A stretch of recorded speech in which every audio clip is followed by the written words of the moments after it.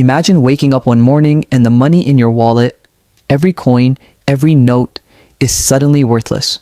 The price of a loaf of bread doubles by noon. By nightfall, your savings, built over years, vanish like smoke. How does a society spiral from relative stability to economic chaos? And what does it take for a dictator to rise from the ashes? This is the story of Weimar Germany, a tale of inflation so extreme, it fed the rise of Adolf Hitler, reshaped a nation, and sent shockwaves through the world economy. But to understand it, we need to go back, not just to the 1920s, but to the roots of a financial and political system stretched to breaking point. Germany in 1918 was not the Germany we imagine today.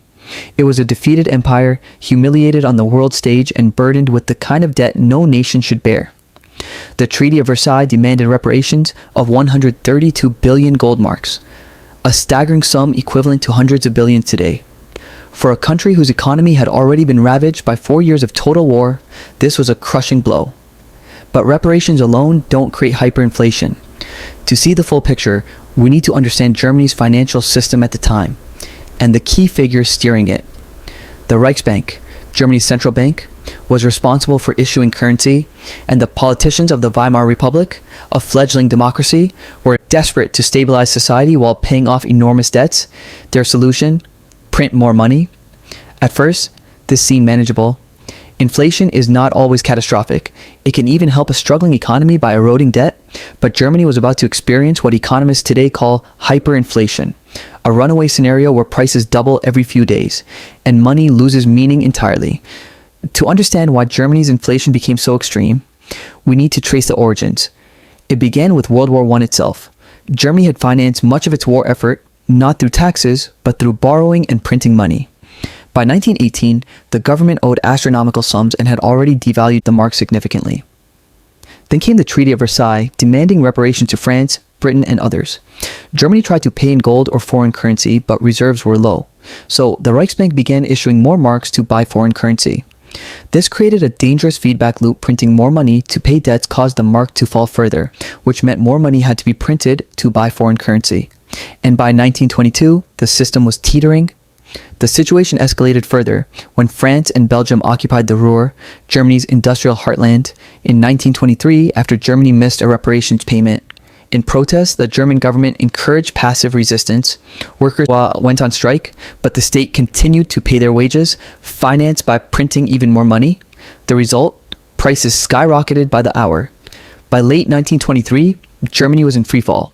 A loaf of bread cost 250 marks in January, 200,000 marks in July, and by November it required 200 billion marks.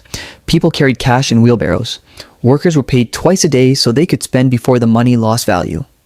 Imagine earning 1 million marks in the morning and finding that by lunchtime you could barely buy a sandwich. The social consequences were devastating. Savings evaporated, pensions became worthless. The middle class, the backbone of any democracy, was crushed. For many Germans, the new democracy seemed incapable of protecting their livelihoods, eroding trust in institutions and fueling resentment. This fertile ground would later become the stage for radical political movements. And here's the twist. The very policies meant to stabilize the economy, printing money to pay debts and maintain social peace, had made the crisis far worse. By trying to solve one problem, Germany had created another, far more catastrophic one. The breaking point came in late 1923. Ella. Daily life was absurd and unbearable. People bartered goods because money had no value. Shopkeepers accepted wheelbarrows of banknotes in exchange for a single loaf of bread. Meanwhile, the government tried to restore order by introducing the Rentenmark, a temporary currency backed by industrial and agricultural assets rather than gold. It worked, but only just. The Rentenmark stabilized the currency, but the social scars remained. Families had lost their life savings. Middle-class resentment boiled over. And politically, the instability was a goldmine for extremists.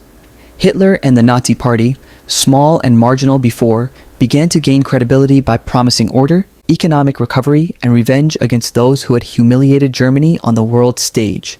In short, hyperinflation didn't create Hitler, but it created conditions that made him believable.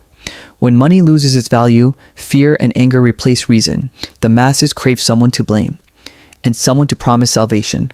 After the Rentenmark was introduced, Germany experienced relative stability. The Dawes Plan of 1924 restructured reparations and brought foreign loans, giving the economy breathing room. But the recovery was fragile. Germany remained dependent on foreign capital, vulnerable to global shocks. Indeed, the next major disaster, the Great Depression, would hit with full force in 1929, plunging the Weimar Republic into another crisis, this time unemployment-driven. Hyperinflation had a long-lasting psychological effect. Economists today call it inflation trauma. The middle class, once destroyed, never fully trusted government monetary policy again. And politically, those scars made extremist solutions seem reasonable.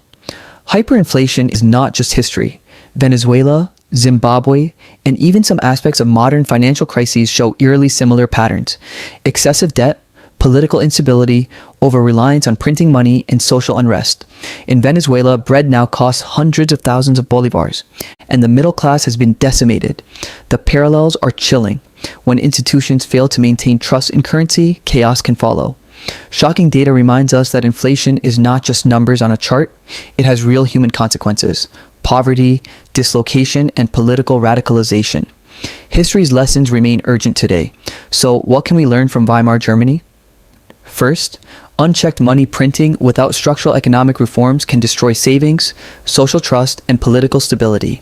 Second, economic crises often amplify extremism. Societies facing rapid financial collapse are vulnerable to radical ideologies and authoritarian solutions. Third, recovery is possible, but scars remain. Stabilizing the economy is only part of the challenge. Restoring trust in institutions is far harder. The story of Weimar Germany is a warning. Financial policy is not abstract. It shapes lives, societies, and even history itself. Today's governments and central banks face similar challenges in unprecedented global debt and digital currencies. Could history repeat itself? The lesson is clear. Financial stability and social trust are inseparable. Ignore one, and the other may vanish. If you found this deep dive into Weimar Germany enlightening, hit that subscribe button for more history that shapes the present. Like, comment, and share.